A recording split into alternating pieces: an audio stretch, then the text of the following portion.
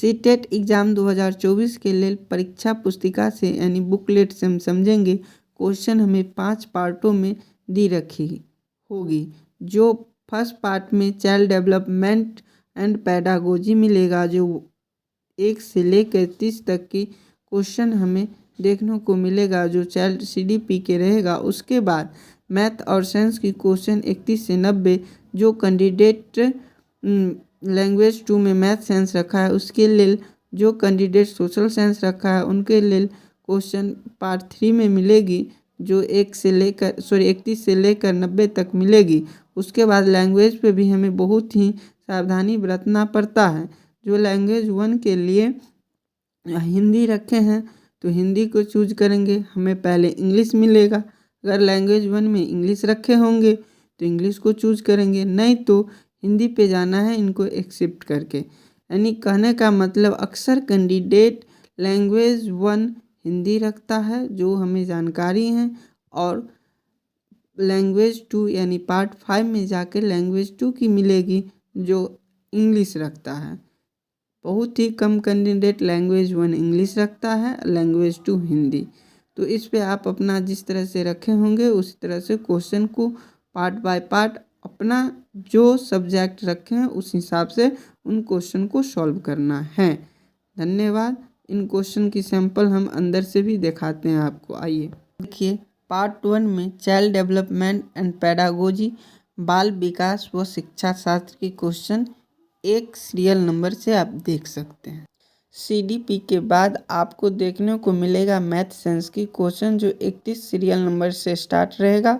अगर आप लैंग्वेज कहने का मतलब पेपर 2 में मैथ साइंस रखे हैं तो इनको सॉल्व कीजिएगा। अगर सोशल साइंस रखे हैं तो इनको स्किप करके आगे बढ़ जाना है।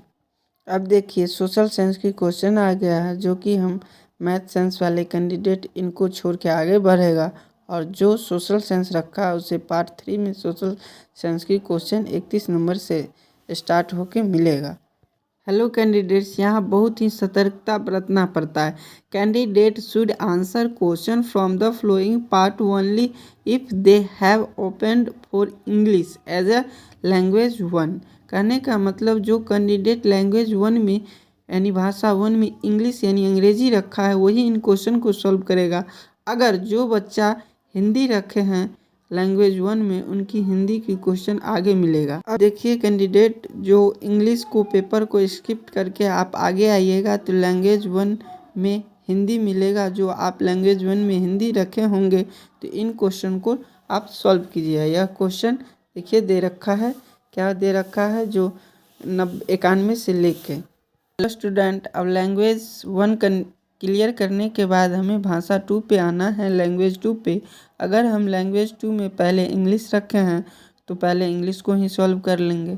अगर लैंग्वेज 2 में अगर हम हिंदी रखे हैं तो इंग्लिश को स्किप करके आगे हम बढ़ेंगे। चलिए हेलो स्टूडेंट्स, देखिए अब हम आ गए लैंग्वेज 2 भाषा हिंदी में आ गए हैं। जो हम लैंग्वेज 2 में हिंदी रखे हैं तो हिंदी पे आ गए हैं, उसके बाद हम हिंदी सॉल्व करेंगे। अब रह गई एक और महत्वपूर्ण सूचना कि अगर आप हिंदी इंग्लिश छोड़ के दूसरा कोई सब्जेक्ट रखे हैं, लैंग्वेज में रखे हैं दूसरा सब्जेक्ट, तो आपको अलग से क्वेश्चन मिलेगा, जैसे संस्कृत का, बंगाली, जो कुछ भी हो, जो इन क्वेश्चन में मान्यता दे रखी है हमारे संविधान 22 भाषाओं में से किसी एक को आप रख सकते हैं। लैंग्वेज 2 या 1 किसी में भी रख सकते हैं।